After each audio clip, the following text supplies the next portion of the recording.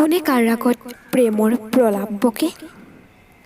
ভগ্ন হৃদয়ে কেৱল ভালপোৱাৰ আকাশ চুমে, নোপোৱাৰ বেদনাই যাক চুব পৰা নাই, সি জানো ভালপোৱাৰ বিষণ্ণতাক চিনে। যি হেৰুৱাৰ ভয়ত উজাগৰি নিশা কটাই, সি ভালপোৱাৰ গভীৰতা চিনে।